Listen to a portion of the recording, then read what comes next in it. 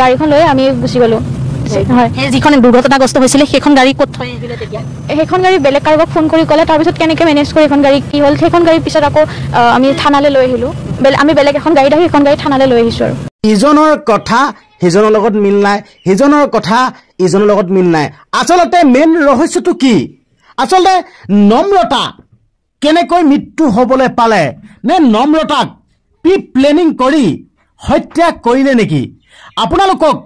এতিয়া এনে এটা কল ৰেকৰ্ডিং শুনোৱাম নম্ৰতা অলৰেডি মৃত্যুমুখত পৰিল কিন্তু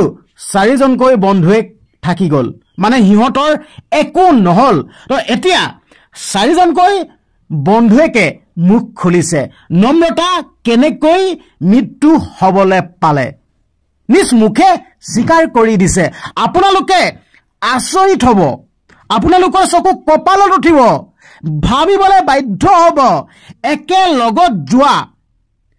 নম্ৰতা মৃত্যু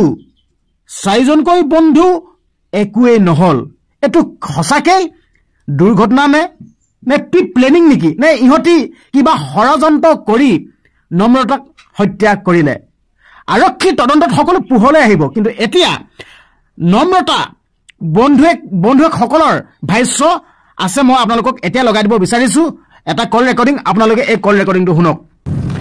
কৰিছিলে আজি তেওঁলোকে আকৌ এবাৰ সোধাবলৈ পুছাৰ কাৰণে মাতিছে আজি মাতিছে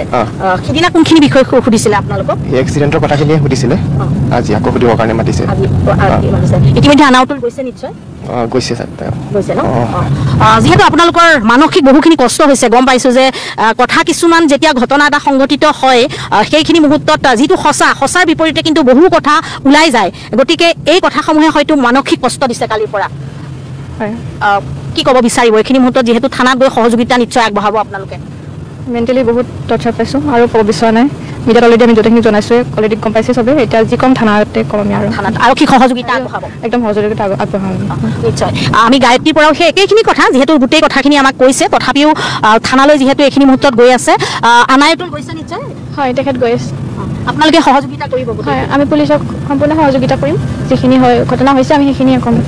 সিদিনা আপুনি আৰু যিহেতু আনাউটুল গুৱাহাটীলৈ গুচি আহিছিলে আহি ক'ত ঘৰত গৈছিলে নে কি আমি ঘৰলৈ যোৱা নাই আমি ৰাস্তাতে গাড়ী বেলেগ এখন লৈ আহিলে আমি গাড়ীখন লৈ আমি গুচি গ'লোঁ হয় যিখন দুৰ্ঘটনাগ্ৰস্ত হৈছিলে সেইখন গাড়ী ক'ত থৈ আহিলে তেতিয়া সেইখন গাড়ী বেলেগ কাৰোবাক ফোন কৰি ক'লে তাৰপিছত কেনেকৈ মেনেজ কৰি এখন গাড়ী কি হ'ল সেইখন গাড়ীৰ পিছত আকৌ আমি থানালৈ লৈ আহিলোঁ আমি বেলেগ এখন গাড়ীত আহি সেইখন গাড়ী থানালৈ লৈ আহিছোঁ আৰু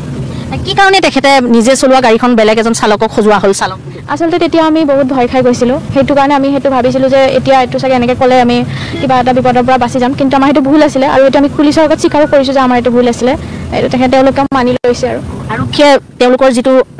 ৰিপৰ্টত 6জন বুলিয়ে গুচি গ'ল তেওঁ চালক গুচি গ'ল হয়তো আপোনালোকে সেইখিনি শুদ্ধ কৰিছিল তথাপিও একেই থাকিল এতিয়া হয়তো আজি যেতিয়া আপোনালোকক সোধা পোছা কৰিব তাৰপিছত সকলোখিনি ক'ব আপোনালোকে হয় আমি আজিও ক'ম আৰু সেইদিনাও সেইখিনি সঁচা কথা কৈ দিছোঁ সেইদিনাই কৈ দিছোঁ আমি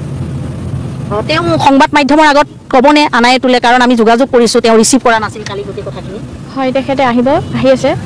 কৰিব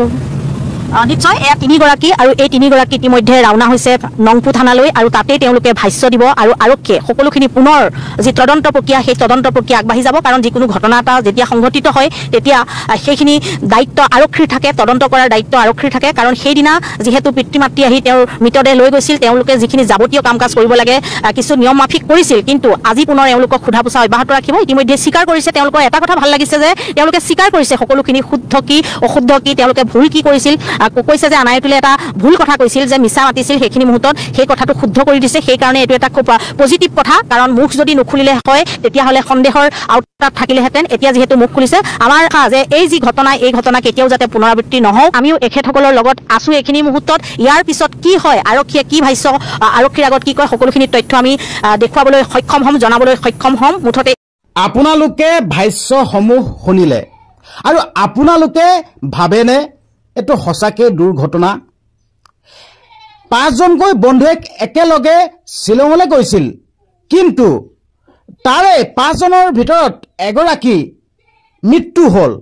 কিন্তু 4জনকৈ একো নহ'ল এইটো আপোনালোকে ভাবেনে দুৰ্ঘটনা বুলি নে সঁচাকৈ এইটো কিবা ষড়যন্ত্ৰ নেকি নে এইটো প্ৰি প্লেনিং হত্যাকাণ্ড নেকি তো আমি কৈ দিব নোৱাৰোঁ আচলতে আৰক্ষী প্ৰশাসনে তদন্ত কৰি আছে আৰক্ষী প্ৰশাসনে তদন্ত কৰাৰ পাছতহে আমি গম পাম এইটো সঁচাকৈ দুৰ্ঘটনা নে হত্যাকাণ্ড তো আমি ৱেইট কৰিব লাগিব আচলতে এই লোকসকলে বন্ধু যেহেতুকে নম্ৰতা যোনসকল বন্ধু সেই বন্ধুৱে মুখ খুলিছে এতিয়া ইতিমধ্যে যেন এইটো এটা দুৰ্ঘটনা কৈছে এইটো কোনো হত্যাকাণ্ড নহয় বুলি কৈছে মুখ খুলিছে কিন্তু আচলতে আৰক্ষীয়ে যেতিয়া তদন্ত কৰি শেষ হ'ব অন্তিম সময় তেতিয়াহে আমি স্পষ্টকৈ গম পাম যেন এইটো সঁচাকৈ দুৰ্ঘটনা কিন্তু এতিয়ালৈকে আমি দুৰ্ঘটনা বুলি কৈ দিব নোৱাৰোঁ আৰক্ষীয়ে যেতিয়া মুখ খুলিব এইটো দুৰ্ঘটনা তেতিয়াহে আমি মানি ল'ব পাৰিম যেন দুৰ্ঘটনা কিন্তু আমাৰ এতিয়াও বিশ্বাস হোৱা নাই যেহেতুকে 5জনকৈ বন্ধুক একেলগে গৈছিল এগৰাকী মৃত্যুমুখত পৰিল আৰু 4জনৰ একোৱে নহ'ল এইটো এইটো ভাবিবলগীয়া কথা এইটো কিবা ডাঙৰ ৰহস্য সোমাই আছে নেকি তো এতিয়া আমি একো কৈ দিব নোৱাৰোঁ আৰক্ষীয়ে ক'ব আৰক্ষীয়ে মুখ খুলিব তো আপোনালোকৰ আগত ভিডিঅ'টো প্ৰেৰণ কৰিলোঁ আপোনালোকৰ মন্তব্যসমূহ কমেণ্ট বক্সত দিয়ক আৰু লগতে পাৰিলে ভিডিঅ'টো শ্বেয়াৰ কৰিব আৰু যদি চেনেলটো ছাবস্ক্ৰাইব কৰা নাই চেনেলটো ছাবস্ক্ৰাইব কৰি দিব ধন্যবাদ